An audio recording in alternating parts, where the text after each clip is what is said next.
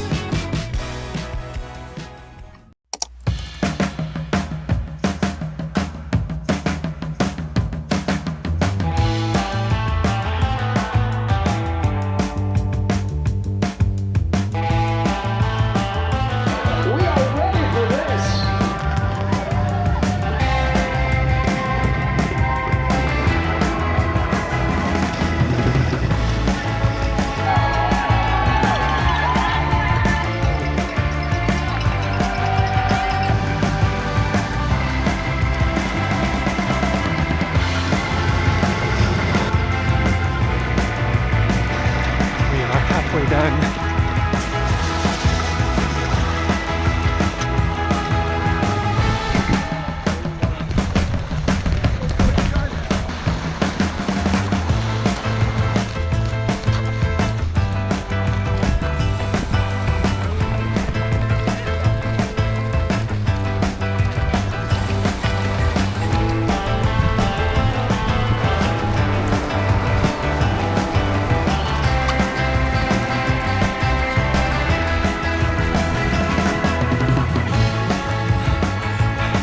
Every step is a PR.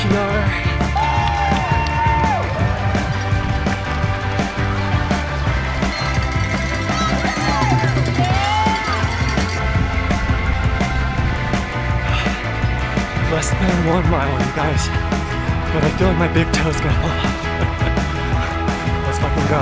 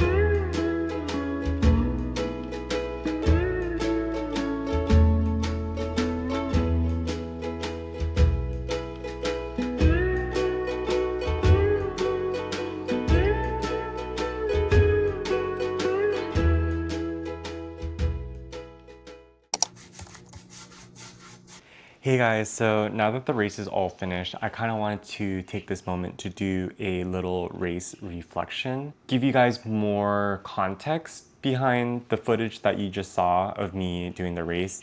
The race started at 5 o'clock in the morning. I left my room at 3:30 so that I could get there at 4 o'clock in the morning, get into position, get ready to start the race. And as soon as I get there at 4 o'clock, it starts pouring rain. And I was in the Blue Corral, which were the people that were hoping to finish between 4 hours to 5 hours. The area that we were at, I'm gonna put a picture up on the screen, but all we had were trees. So everyone in the Blue Corral, as soon as it starts pouring, we were all huddled up under these trees. And of course, like the coverage wasn't great. So I think within a matter of 5 to 10 minutes, I was just completely soaked from head to toe. And at this point, that's when I told myself this is not the normal marathon experience that I was expecting for.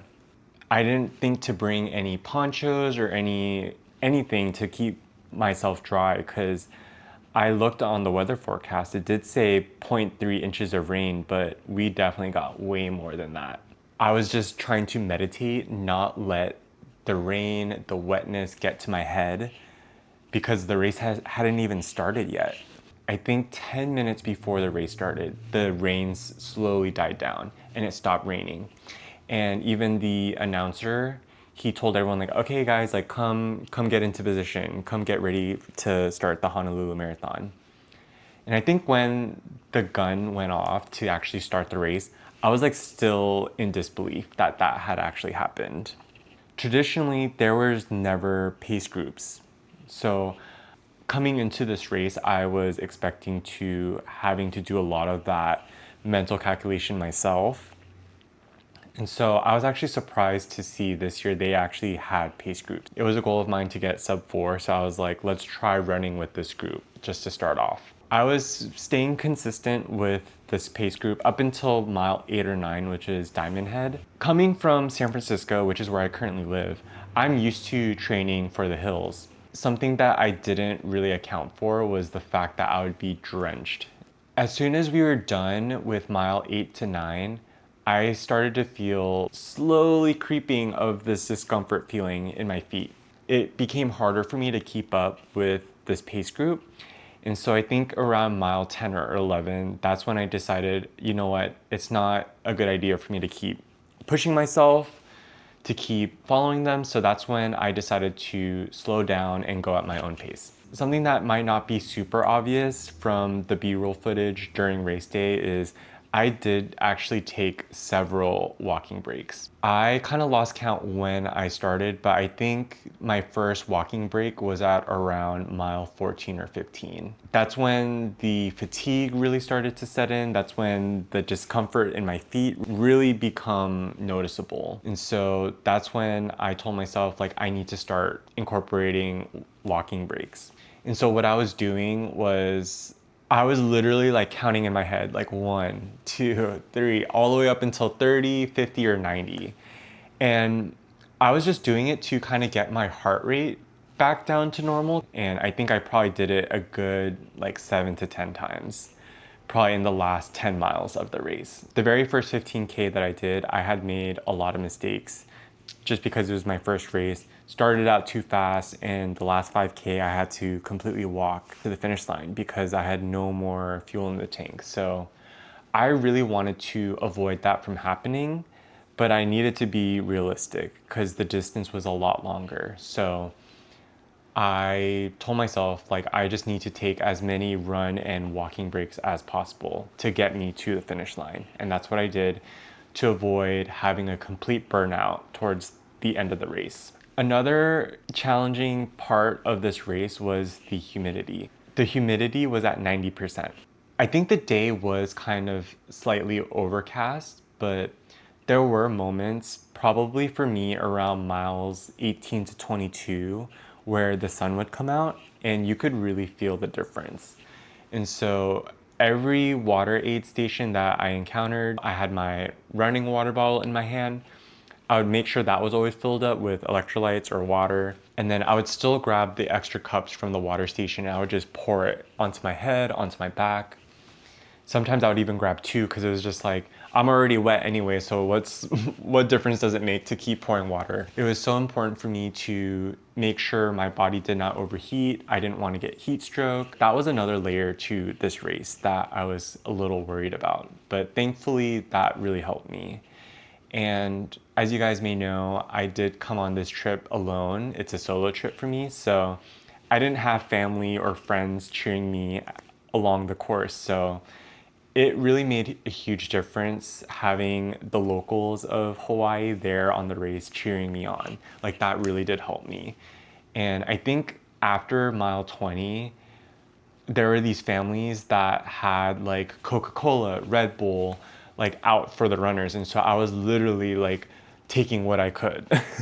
There's just always going to be these curveballs. Like as much as I prepared for this race in terms of distance and on paper, I did all of the training blocks Run had told me to do, there was still another curveball that I did not expect when it actually came to it. So I think that was the biggest unexpected challenge for me. Even though this marathon was difficult, chaotic, there's so many ups and downs, and there's so many moments where I was just battling the inner demons more than I thought I would. I'm still glad at the end of the day that I did it. And it was probably the craziest marathon to have to be as my first one, but I'm just proud that I did it and I didn't give up and I found a way to get to the end. So I hope that recap was helpful to give you guys some more context as to what was going on in my head, like before, middle, and after. But if I missed anything and you guys still have any questions, feel free to let me know down below and I'll try to maybe respond or make another video about that.